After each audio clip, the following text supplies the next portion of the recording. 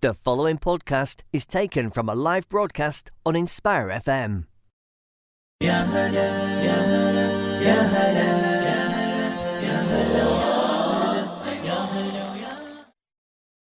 alaikum everyone, welcome back to Sisters Speak. You're listening to a pre-recorded show with me, Amina, and I'm also here with Khadija, Maisha and Sonia. I believe these pre-recorded shows are going live, well they're going to be playing on Saturdays. Usually I ask everyone, like all our listeners, to join in the discussion, but we can't really do that. But if you do enjoy the show and you still want to give your opinions on anything that we've said, whether you agree or disagree, follow us on Instagram at Sisters Speak and let us know your thoughts. Before we get into the show, Khadija, can you tell our listeners what our show is about? Yes, so our show is a platform for women to voice their own opinions on current events and issues and even form discussions on general topics such as religion, culture, politics, social media, or even Islamophobia. Please note that all opinions and views are our own and we respect all other opposing and similar views and opinions. Thank you for that, Khadija. Also, our main topic for today, we're going to be focusing on how to make the most of Ramadan if you're unable to fast. So this could be for women who've gotten their period in the middle of Ramadan, or just if you have an illness that stops you from fasting. You know, some people have to take medication during the day. That means they're exempt. And it's just a topic that I'm very passionate about. I'm sure the rest of the girls are too, because yeah, of course, the main thing about Ramadan is fasting, but what about those who are unable to fast? Does that mean they can't enjoy it or make the most of it? Which isn't true. They can make the most of it. We just want to show or speak about how they can. So at the beginning of our show, we have a little segment called Thought for the Week. We each share our own little, maybe we have a rant or we have something we want to share with each other, something inspirational, maybe something we've learnt recently, literally anything, and it's just a bit of fun. And I hope everyone else enjoys it too. So, Maisha, what's your thought for the week? My thought for the week is, I was just thinking about it this morning about how we're on the sixth fast today. Well, we're recording on a Sunday, and we're 6 days in, basically 6 fasts in, and it's just crazy. It's surreal to me how we're basically a week into Ramadan. I wanted to slow down, but I guess my thought for the week is to try and make the most of it while we have it. And obviously, I can imagine some of us are working, some of us are studying. It might be hard to juggle responsibilities, if you've got children, etc.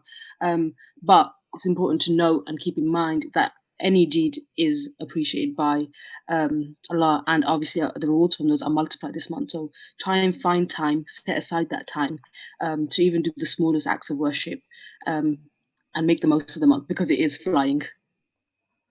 I love that, and you made me realize that how much has gone by. I didn't even realize it's been 6 days. But yeah, that's a lovely reminder. Thank you. Sonia, what's your thought for the week? Hi, so my thought of the week is kind of related to Ramadan as well, but what I was trying to say is if you have du'as that you would like to obviously make dua, this is the month of Ramadan, so now's the time to obviously do it. But I was going to say you should try and write them down as well. So this could be just so it reminds yourself what you want more than anything, or what you want to ask for, but also it's just like a clear and way of doing it, so it's like clearer for yourself, so you could create like a structure of how you want to ask. But even if you're not a Muslim, or just in general, if it's not a specific dua, it's good to write things down that you want. And I guess some people, you could call it manifesting. Like if you want to manifest something, or you want something to really happen, it helps to write it down, because it's like it's put down there on paper. I know exactly what I want and it's very clear for me. So yeah, that's my thought of the week. That is a really good tip. I used to do that this year. I just was so all over the place. I didn't even have I didn't even write a list of things, but that does help. And I think when you put pen to paper, it kind of makes things official in your head. So yeah, I like that one. Thank you, Sonia. Maisha, did you have something to say about that? Yeah, actually, like this week, or since the beginning of Ramadan, I've been doing this thing with some of my friends, and I've also bought like a gratitude journal. But I just ask some of my friends like every day, like, what's the highlight of your day? And it just makes you like, in relation to what Sonia's saying. Obviously, Sonia's talking about things you want, but just thinking about your own blessings, especially during this month. I guess is another thought of the week for me. But just every day, kind of like maybe set aside some time, write down what your blessings are in that day, or what's the thing that put a smile on your face today.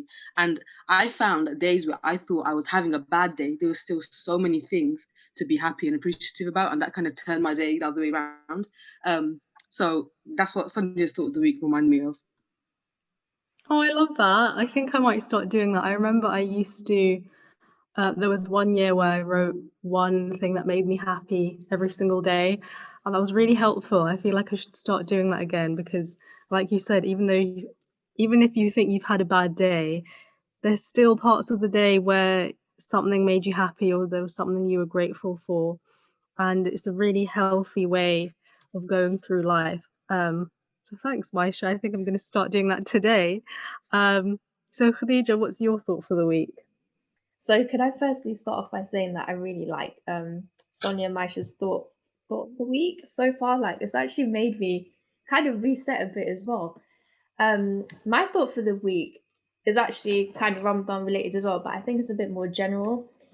So I've kind of noticed recently that a lot of the times when you just go through life, you're just kind of doing it like you're almost like on pilot mode, just like the everyday routine. You're just going through it, just almost like waiting for something that never comes in a way, as depressing as that sounds. But I've realized that, and I'm just like, I'm actually not as happy as I thought I would be at this stage in my life, or as, I don't know, passionate or motivated. And it's just, when are we going to stop thinking, oh, give it a bit more time, I'll be happy then when I've got this, I don't know, job or promotion, or I don't know, this car, whatever you link it to, right? But it kind of got me thinking that like everything you do in your daily life should actually be linked to some intention and to some happiness, really, or some energy, because like you're living life in the present and you don't even know, you could literally pass away tomorrow. And do you really want your last, I don't know, moments in life to be really like just useless and almost like you didn't really live within your life, if that makes sense? I don't know, something that I've been going through like existentially. But I really picked up on it, and I think linking it to religion and being spiritual is really helpful as well. Just like even things like cooking, making it a spiritual, connected thing, like really helps. I don't know if that makes sense, if I'm just rambling, but that's my thought for the week. No, I think that made a lot of sense. I think that's something a lot of us can relate to. Um, like when you're thinking, okay, what's the next step? How can I make things better? But you're not actually appreciating that things are pretty good right now. And maybe in the past, this is something that you would have wanted, or even if it wasn't in your plan, you don't realize that this is actually a good thing. So yeah, that was a nice little reminder from Khadija. Um, so that leaves it to me with my thought for the week. Mine's pretty simple. I think I've just been thinking a lot about how it's really important to have faith in Allah. I think it's pretty similar to what Khadija is saying as well.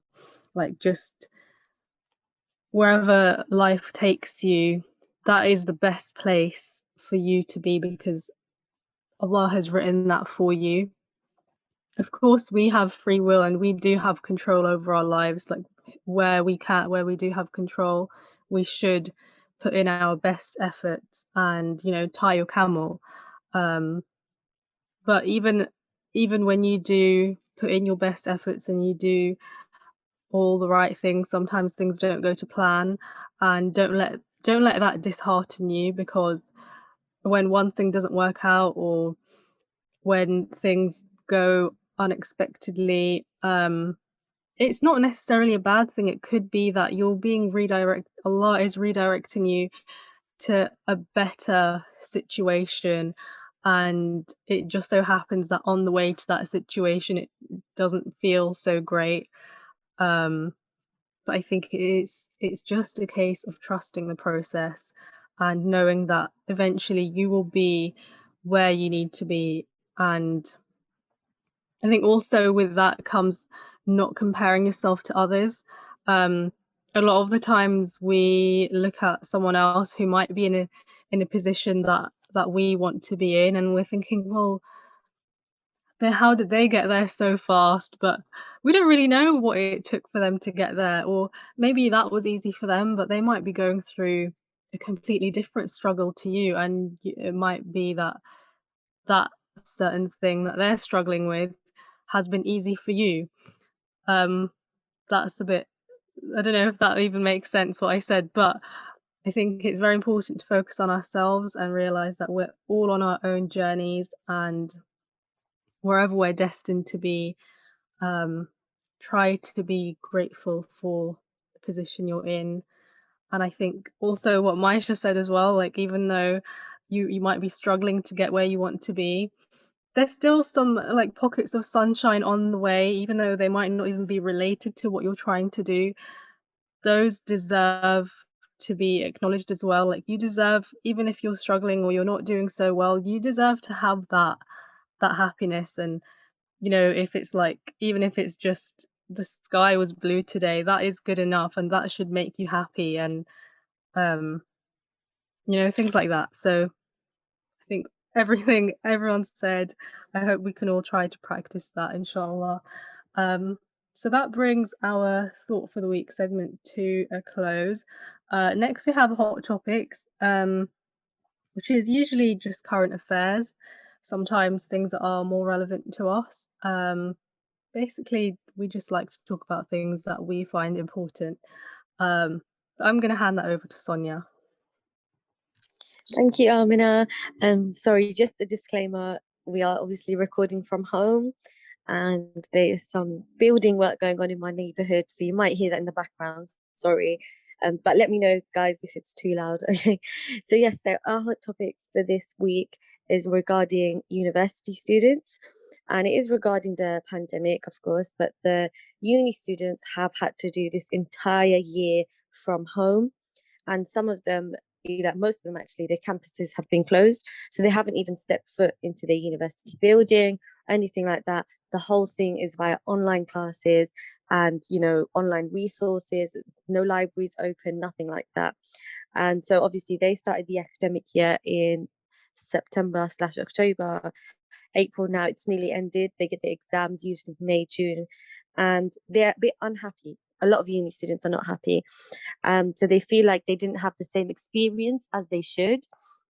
And at the end of the day, our university students in this country do have to pay for university. So they have now paid £9,000 or more for this year, more if you're an international student, or just depending if it's like a master's degree.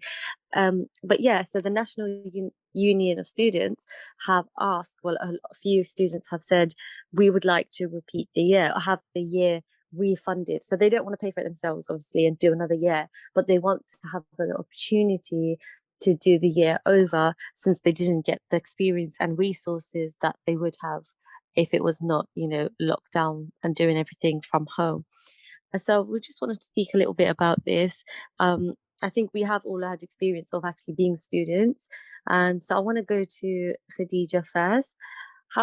What do you feel about this? Do you think that they're asking, like they're in their right to ask that? Like it's completely understandable to ask of that?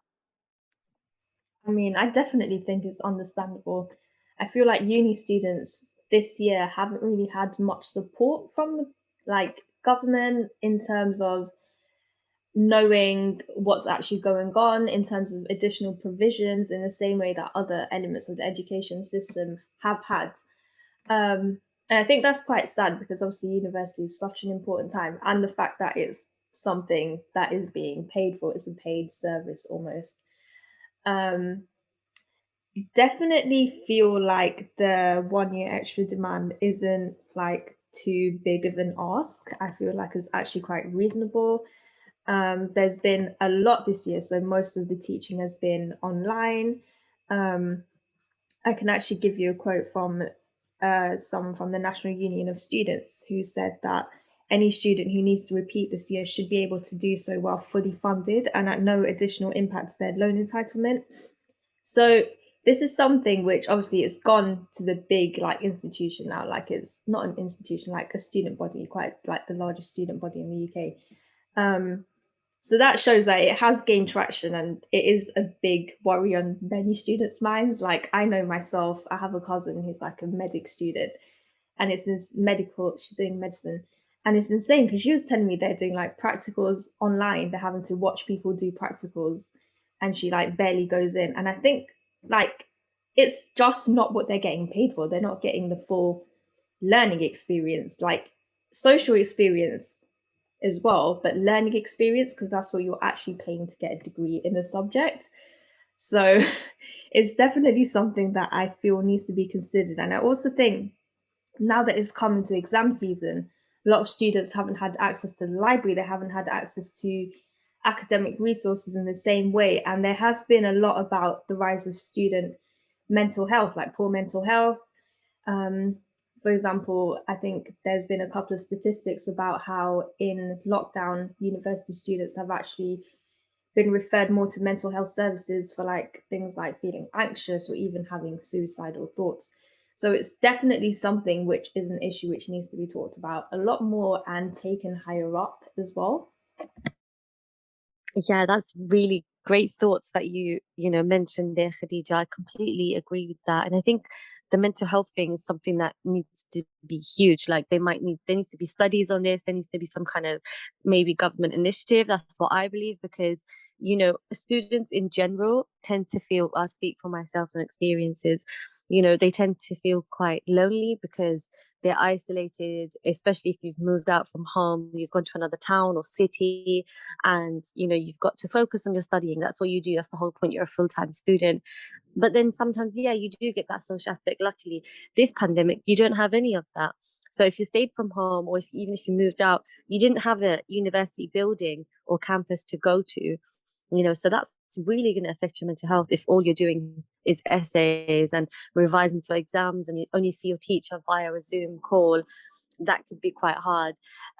You also mentioned, yeah, your cousin who's like a medical student, and they're doing it from home. I find that crazy because it's such a practical thing, like if you think about it like a doctor, imagine knowing that your doctor just did the whole class from Zoom, which obviously it's not fair on them, they don't have a choice, but it's a bit crazy to think when you put it like that. Even if you think of terms of like trading, like engineers and mechanics and architecture and stuff like that, you don't expect them to learn just via Zoom. Like you would expect them to go out there and do it hands on. It is practical. So that is obviously a very difficult aspect. Another thing you pointed out, Khadija, you made some great points. The library aspect. So I know my sister, she was a master's student, so it's slightly different, but she really, really wanted a library to be open, any library. And I think all the libraries were shut. I don't think they've even reopened. Maybe some, very few of them somewhere, membership kind of libraries. But, it's a quiet space for someone to study. That is so, so essential. I just want to speak a bit about that, Maisha. How do you feel about the fact that universities, not only were their campuses shut, but also their libraries were shut? So, as far as I know, university libraries have been open, but only to students of that university. But even then, you'd need to book, and when you book, you only get like a few hours, kind of thing.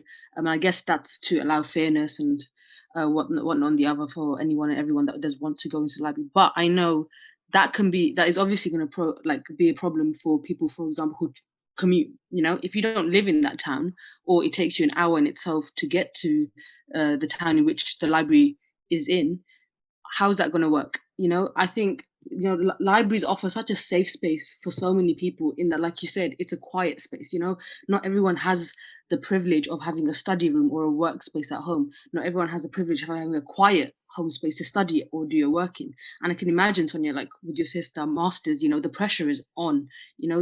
Having books at your disposal is a massive thing to complete any university assignment, let alone a master dissertation, I can imagine. So it's a horrible position that all university students are being put in. And the government, I feel like, have neglected university students from the very beginning of this pandemic, rooting back to the very last year. Because, like you do hear they were forced to kind of address what's happening with primary schools, secondary schools, etc.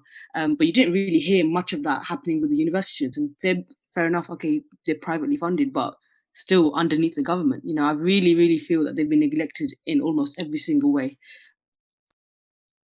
Yeah, I see what you're saying, Maisha, and you're right. Often you do hear, okay, this is what's going to happen with the primary schools, this is what will happen with the high schools. And even regarding the exams, they might say GCSEs and A levels, this is what will happen. But you don't really hear about unis. It's often left up like that's the uni's decision. And it's like, hold on, we're left, our uni's not even communicating with us, we don't know. But yeah, so Armin, I just want to go to you on this. Do you personally feel that uni students have been neglected and it's been unclear for them and they deserve to have a year refunded to them? Definitely. I think I completely agree with everything that Khadija and Maisha have said. And yeah, like just looking back on this whole pandemic, I feel like in the news, there was a lot about students, and there was that whole thing with their accommodation where a lot of students were being literally locked in their accommodation. I think the whole online um, remote learning for uni students, I really don't understand how it's happening. Um, like I can't wrap my head around how they're learning to their full potential and while paying the full fees. If maybe the fees were less because they're not actually going into campus, going into labs, actually being face to face with their lecturers, then it would be like, okay, maybe like if the funding was less, then it'd be like, okay, this is all right because they're still doing something, but they're paying the full amount. And I, me just looking as an outsider, it doesn't even look like they're getting half of what they would if it was running as usual. Um, so yeah, I think it's in their full right to have um, another year refunded and for them to be able to do it again. Because I was just thinking about, I saw in the news a while back about how a lot of even primary school children could be set back 10 years just because of this pandemic. So imagine that's primary school. And I know Maisha mentioned like primary school and high school, that's been sorted out by the government. But even though that has been, you know, given some attention, it doesn't seem like it's been given enough because even those children are behind. So imagine this university students have been given absolutely no guidance. The universities have just organized this themselves. And it doesn't look like it's been done very well. So imagine how far behind they are because they're having to do, it looks like, a lot of the learning on their own. And Khadija gave an example about her cousin who's in her second year at medical school. My sister-in-law is doing biomed. She's in her final year, and she was telling me that, you know, she's in her final year. She needs to do a lot of different experiments, especially for her dissertation. Um, and they can't go into labs, so they were just doing some little pipette kind of game on her laptop. Like that was part of the study, which I just found really funny. Like we couldn't help but laugh, but at the same time, it's funny, but it's completely ridiculous that this is what they have to do. It does not seem like proper learning. Like I don't know what they're getting out of it, and it's at no fault of the students. Um, so yeah, to answer your question, they should be given that extra year. Yeah, it is such a shame. And as you mentioned, no fault of the students. I feel really sad for them. And yeah, I think what Maisha did mention is that they the students deserve a year to catch up. That's it. They do deserve that year. They are paying for that year. University is a very like big experience. There's so many different aspects to it. So I think we have all agreed. I think maybe because we were former students ourselves, that if uni students want a year and it should be funded by the government, then they deserve that. But I think there's just so much more to talk about with the uni students. But yeah, that is our hot topics wrapped up for this week. Thank you guys all for that. I'm just going to hand it back to Amina now, and you can introduce the second half of our show. Thank you. Thank you, Sonia.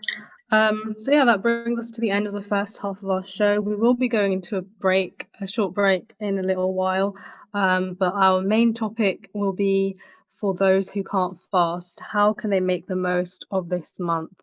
This is a really important topic to me, and I'm excited to get into it.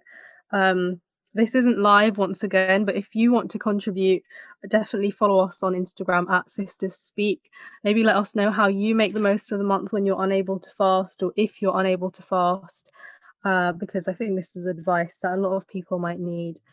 Thank you so much for listening, and join us after the break. Assalamu alaikum wa rahmatullahi wa barakatuh.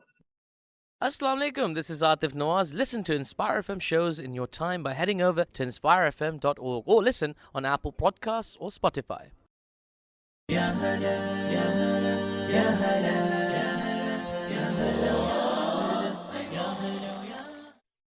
Assalamu alaikum everyone, welcome back to the show. We just had finished the first half of the show before the break, so we are coming into the second half of our show. Just a reminder, this is a pre-recorded show, so if you're texting in and telling us your thoughts, unfortunately we cannot see it, but if you do you still want to tell us your opinions on what we're talking about, follow us on Instagram at Sisters Speak, and we'll definitely see it. So yeah, our main topic for today, like I said before, well, if you weren't here in the first half, our main topic today is for those who can't fast, how can they make the most of Ramadan? I chose this topic because personally, like for me, alhamdulillah, I don't have any illnesses that stop me from fasting, but of course as a woman, when you get your period, you're exempt from fasting. And I know a lot of my friends, a lot of women that I know usually dread that time of the month during Ramadan, especially in the last 10 days. And I completely understand why. But also, this is just, why should we feel that dread? Why should we feel left out? Because this is literally our right given to us by Allah, that we are exempt from fasting. And that doesn't mean we miss out on all the reward and all the worship we can still do. So I kind of want to use this platform to change the narrative and hopefully give hope to women and men also who are unable to fast because of medical reasons. Whoever it may be, I think we need to change that shame into strength. And yeah, I just want to discuss with you guys how we can do that and how we can make the most of it, and share some tips if we have any. So my first question for you guys is, do you usually dread getting your period in Ramadan, and why is that? Maisha. I think it depends when. Like for example, if it's coming towards like the last 10 days, it is that feeling of like dread, like no, please, please delay it as long as you can, kind of thing. Only then, I think when I was younger, I didn't really think much about it. I guess I almost thought of it, it's a break from fasting. I guess that's the naivety of being young and not realizing the significance of fasting in the month of Ramadan and the blessings that come with it. Excuse me. But I think now realizing like everything that you said, introducing the topic, and I guess just learning more about being a woman and the rights that Allah has given to us, I don't dread it so much, knowing that it is a blessing and a form of worship in itself. But definitely towards the end of Ramadan, I do have that dread inside of me, like, nah, please, I don't want it now. Yeah, I completely get that. What about you, Sonia? I'm quite similar to Maisha. I think when it comes to towards the end of Ramadan, you really want to be able to keep your fast, and there's kind of like a special feeling at the end of Ramadan as well, because you feel like everyone's really trying their hardest. So you want to be involved in that. But for me, the other thing is also when you get it bang in the middle, which is any of like the second week, third week as well, because it's quite difficult to go back into the routine of fasting. So even if you don't really eat much because you want to kind of keep a routine, like you won't eat your 3 meals a day, it's so, when you've got that momentum, as Masha said. So Masha, I'm just going to take your word, she's just messaged me this, but when you've got the momentum going and you're just in the zone, you're used to fasting, your body's used to it and everything, and then bang, you're not fasting because you can't. And then it's like, oh, I'm like, I just got into it. So that, I think that's the annoying part, when you've really gotten into it and then you have to pause. Yeah, definitely when you lose the momentum, because then you're like just thrown back into it. And I think especially this year, well, the last few years, I think it's been like this. The fasts are getting longer by a minute or two every day. So when you've missed a week, it's like, oh, suddenly it's like 10 minutes ahead. So yeah, I totally get that one. Khadija, is it the same for you? Do you feel the same as everyone else, or is it different? I think I feel pretty much quite the same as like everyone who's given their own like experiences and stuff.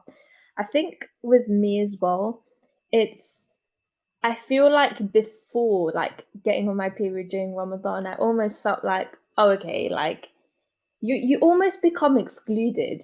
And it's not even like you exclude yourself. It's almost like within whatever circles you're in, you just become excluded. Like, for example, things like you can't touch the Quran, you can't pray, you almost, I don't know, it's like a weird barrier set up between you and people who fast. And I think it's only like growing up, and like I feel like even this Ramadan, I've been trying to change it a bit. Like I've actually been doing more research into what I actually can do. And I've actually realized like just because I'm on my period doesn't mean that I just completely stop worship. Do you know what I mean? Like there's so many ways of worshipping. And actually one hadith that I actually found recently which really stood out for me is that, I'm just going to say the hadith. So the Prophet ﷺ said that nothing afflicts a Muslim of hardship, nor illness, nor anxiety, nor sorrow, nor harm, nor distress, nor even the pricking of a thorn, but that Allah will expiate his sins by it.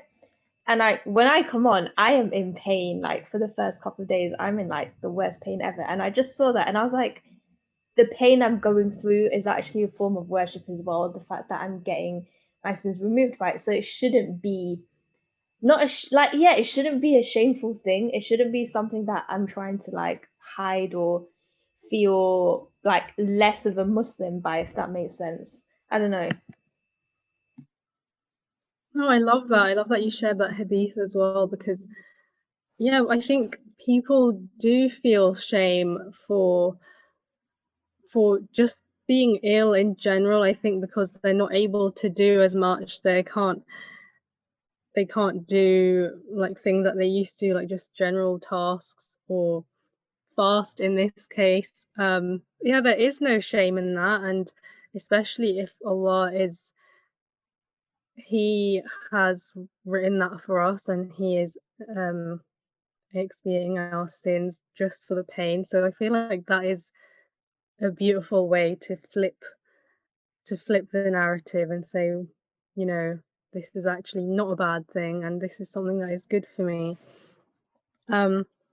So my next question for you guys is, how does your routine change? I think we have touched upon it a little when we've talked, like when we've just introduced this topic, but how does your routine change when you do get your period during Ramadan? Does it change drastically? What kind of things do you do differently? Sonia? I think it wouldn't change drastically, definitely not. And I think I mentioned that as well, because I do try, because it can be 7, even more than that, days. And it's like I don't want to take that big break from fasting and then suddenly have to go back into it and be like, it's like a shock and your body has to adjust again. So I do my best to kind of, well, not, I wouldn't have sehri, but I still wouldn't eat as much throughout the day. and then I do still have like an iftar meal with my family or whoever I'm with at the time. So I try to keep the routine similar in that sense. Obviously there won't be praying like your 5 daily prayers, but it's something, see, as Khadija mentioned as well, is like you should still try and do other forms of worship. But yeah, I think that's still something I'm trying to learn how to implement during when I'm not fasting or during my period. So I think you guys can give me some tips and advice, like other ways that we can, maintain that kind of worship during that week or a couple of days. But aside from that, the routine is quite similar. Nothing really changes drastically. Okay. What about you, Maisha? Would you say your routine is pretty similar to Sonia's? Do you do something different to keep the momentum going, or do you feel like it is all come to a I think halt? I think I let myself be more active, knowing that I can be more active during that time. So I think I do more laborious, like more of the running around during that week. Sorry, guys, my mum Okay. just walked in. Well, But otherwise, I do think that, it is kind of similar to Sonia's. But I'll probably hand it back to you, Amina. yeah, I would say for me, I just wanted to say a comment on what you said because I like usually if it's not Ramadan, that is the time where I'm completely out, especially the first few days. So it's kind of a complicated one when it comes to Ramadan because you're like, okay, I'm not fasting, so I can help out a lot. So I try to do that as well, but then it's also the case of wait, I'm not fasting, but I'm also in pain. So what do I do now? I'm also gonna be weak like everyone else. So that's an interesting one. What about you, Khadija? Does it change for you? Do you do things differently? I know you kind of touched upon it a bit in in the last point. But yeah, what is your routine like? All right. As I did mention, I do get quite a lot of pain. So like I literally am kind of bedbound for the first 2 days. I'm not even being dramatic.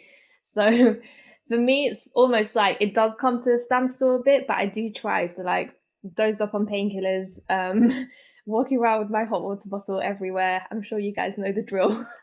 Um, but apart from that, like I do try to even do like passive acts of worship, like even like listening to the Quran, maybe just like it really like soothing things. Like obviously you can make dua. Um, but other than that, my routine changes quite a lot. Like I do take full advantage of the fact that I'm not fasting because my body literally needs it. So like I'm there with like my overeating, my like waking up late, everything. Obviously, if I don't have work, if I do have work, that's another story. But yeah, it changes quite a bit. But then usually I can transition back into like fasting quite easily. I think like going without food, it's more like going without water for me. That's more of an issue. But yeah, I'm actually all right with doing it. Maybe because I've done it so many times in the past that it's just what I'm used to. But yeah. Yeah, I think a lot of women can relate to all of your routines. I feel like mine is like all of yours combined because I try to do as much as I can, and also like Sonia, I try to make sure I'll be ready when I'm fasting again. But at the same time, like I do remind myself, don't put too much pressure on yourself because this is a mercy from Allah. We know that our bodies are going through a lot when we're on our periods, and that is why Allah has told us not to fast because our bodies can't handle not having food. Like they just said, she's gonna eat as much as she can because her body needs it. Um, so yeah, I just try to get in as much nutrients as possible, but while also, um, yeah, keeping that momentum going. I think it's a case of listening to your body, if that makes sense to anyone, but it kind of makes sense to me. You have to learn how to listen to your body. We've talked a lot about, obviously this is something that we experience. But what would you, for people who can't fast because of medical reasons, obviously when you're on your period, you're unable to pray, so that kind of takes away from it too. But we still have, alhamdulillah, that blessing that we can fast again. once our period is over.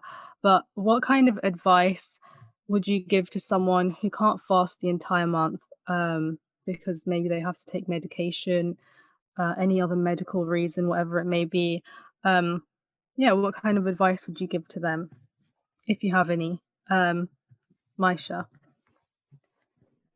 I actually spoke to my grandparents about this the other day, because well, they're now elderly, and I asked them, and they were really upset about it. Like, they were saying, "Oh, the food tastes so much nicer when you finally break your fast. Dates taste so much better, all of that stuff, and like, the prayers almost feel more uplifting."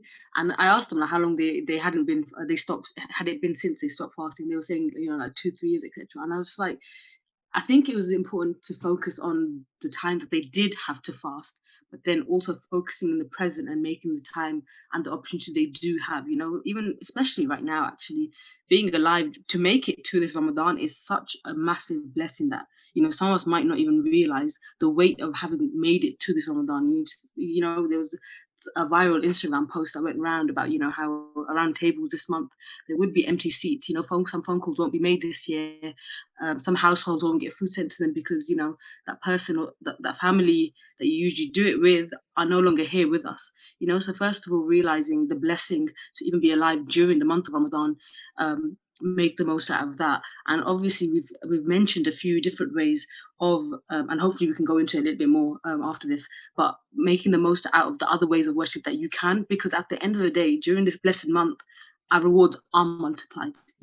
Through every good deed that we do, it's multiplied by 70, and then obviously come the last 10 days, even more so. And then it's just that thing like Khadija mentioned earlier, that beautiful hadith of the Prophet sallallahu alaihi wasallam. Through every struggle that we endure, that struggle will be expiated in reward. So I think remembering how merciful Allah is, and how much He does love us, and how close He is to us during this blessed month, and taking it all as a mercy. We're not being punished by not being able to fast, and for every hurdle we as humans face, there's always something Allah has given to us to make up for it. So keeping all of that in mind. I love that. I don't know if I can any comment I give on that will do it justice. So I'm just gonna go straight to Sonia. If like what kind of advice would you give? Also, do you have any comments about what Maisha said? And if I you have think any other family members, like what do you see them doing anything differently as well?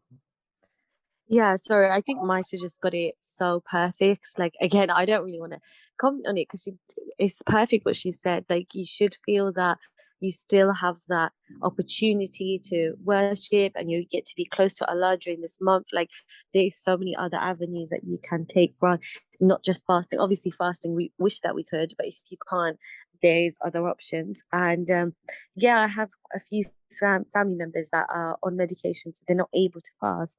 And the examples I see is just like trying to read things that would benefit you. I do see that a lot. So there is things, obviously not the Quran. Well, the Quran you can actually, if you're not on your period, but you're just not able to fast for other reasons, such as taking medication, you can read the Quran. So definitely try to do that as well. And just other educational kind of books that are like regarding our religion or regarding maybe even the Prophet or things that you don't know. It's a good time to get more knowledgeable on our own faith and beliefs. It could help you in the future, and it just makes you feel a little bit closer, to our religion. Like you feel in the spiritual vibe throughout this month. So yeah, that's what I see happening with those who don't fast in my family. Yeah, I think that is definitely a good point. Like, um, getting more into like educating yourself Islamically, reading more Quran. Um, yeah, I see family members doing that too who are unable to fast. Like, um, just opening more books, spending more time on that. There's so much reward in that as well. Um, Khadija, what about you? Like, what kind of advice would you give to someone who can't fast the entire month? So I actually had this conversation with my grandma, and I literally just asked her out. I think I just didn't even know that she wasn't fasting this Ramadan. I was like, "Oh, so are you fasting?" And then she actually got really emotional, and I was like, "Oh my God." Like, I did not mean for her to get emotional, and she just basically was really um feeling emotional and sad about the fact that she couldn't fast because she's on medication, and she also had like a couple of medical issues. So she was just talking to me about it, and she almost was saying that like not being able to fast in Ramadan takes away such a huge part of it. But then I was saying to her, I was like, I accept that, but then like this is Allah's making this easy for you. Like no, you shouldn't force yourself to fast, because she was like, oh, I might just sneak in a couple of days. I was like, no, don't do that. Please don't do that. Um, so so I was just saying, like, there's so much more you can do, and please don't knock yourself up about it. Basically, like, don't feel ashamed. Don't feel like you're less of a Muslim. Don't feel almost like you're judging yourself. Don't do that, because your reasons are legitimate. um like, and Allah's got put so much mercy on you, so extend that mercy to yourself. I feel like there's a lot people almost end up getting caught in like the self-hating, self-judging cycle, and we haven't made it easy as a community. We haven't made it easy because we almost exclude a lot of people, and we also extend our judgment a lot of the time as well, like, oh, why aren't you fasting, da, da, da. Like, people have legitimate reasons to not fast, and you're not you shouldn't. Sometimes people don't want to tell you why they're not fasting. It might be something really personal to them. So there definitely needs to be that whole spirit of mercy and forgiveness in Ramadan that encompasses so much of Ramadan. That needs to be extended to us as human beings. We need to, as a community, extend those feelings within ourselves, because Ramadan is an amazing, beautiful, blessed month, but we almost need to take in that spirit ourselves as well, and learn to treat people with mercy and kindness. And yeah, that's what I'm going to say on that. That was beautifully said. I really like what you said there, Khadija, because I just wanted to say that Islam is such a merciful religion. Like, whatever issue you're going through, whatever hardship it is, Allah has given a solution for every kind of person.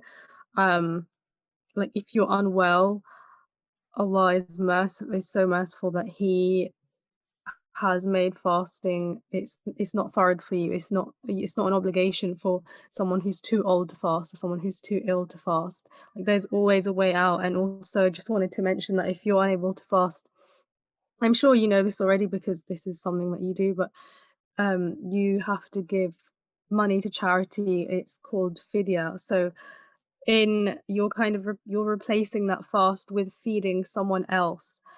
um like, there's always an answer for your whatever struggle it is. If you can't do one thing, you can replace it with another, and that is a mercy from Allah. I just wanted to share some more tips that I found online. I think all of you have mentioned some really good tips for those who can't fast, and also menstruating women, and I think some of the things that I'm going to mention are for both. One thing I liked was, if you're unable to pray, obviously when you're on your period, um, some scholars say that you can, when it comes to the time to pray, still take that time out and, do some dhikr, make dua during that time. I feel like that is good advice, and it's something that I might start doing as well, because um you're because you kind of, when you're praying, your whole day kind of revolves around that your schedule is based on the 5 prayers, so you're still penciling those in. So I like that one. Maisha, did you have something to say about that? Yeah, there was my friend actually said this to me while I was at university, and it's really stuck with me. But it's talking about dhikr, but also prayer times. You know, like you said, our day is usually shifted and plan. Like, we should aim to plan our days around our salah. So during when you're menstruating, for example, um, during the time that you would pray, you know what, get your prayer mat out like you would pray as normal, but do your dhikr on there. You know, obviously depending on the school of knowledge that you follow, etc. There might be mixed opinion on that, but I found that I was really like strong in like maintaining routine when I am able to follow that. Yeah, definitely. So that is, I like that one. And also I think Sonia mentioned this too, just helping more around the house, like feed. There's so much reward in just giving water to a fasting person. So I think when it comes to iftar time, there's still reward in breaking your fast with your family, but definitely set the table. Try to like shoo your mum away from the cooker. Do what you can there. And yeah, just generally reading a lot more, educating yourself. Like I think last year I was trying to listen to the seerah of the Prophet Sallallahu Alaihi Wasallam. So that really helped just educating yourself more on Islam.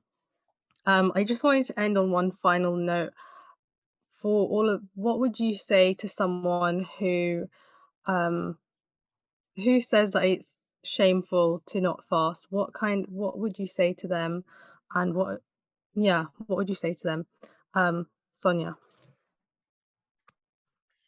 I would say that, you know, Allah has made it so that people who are on medical or just cannot fast for their own mental health reasons or the period, that, you know, the mercy has been granted for us and they have been made exempt. Like, this is something, a right that has been given to us. But also, you know, we are still involved. Like, we're not outside of the whole month of Ramadan. You don't just like completely, you're not banished from it in that moment or anything like that. I am still so involved and I would like to be involved. So yeah, I would say like you should do better and not say that to someone and try to involve them instead. Sure, and I'm just going to ask Khadija if what she would say as well. Yeah, I just echo Sonia, like that spirit of mercy and forgiveness and acceptance, you should extend that within your community to all the people around you, because that's the spirit of Islam. And if you're not following that, then you need to really reevaluate yourself, mate. Yeah, I think it's definitely good to focus on mercy. Like we should extend that mercy to others and in the way that we think. That brings us to the end of our show. I really enjoyed this topic. Thank you so much for listening. Join us again next week. We do have pre-recorded shows in Ramadan. Thank you for joining us. Assalamu alaikum wa rahmatullahi wa barakatuh. Thank you for listening to our podcast. Why not tune in to our live stream at inspirefm.org and follow and subscribe to our social media platforms at InspireFM Luton.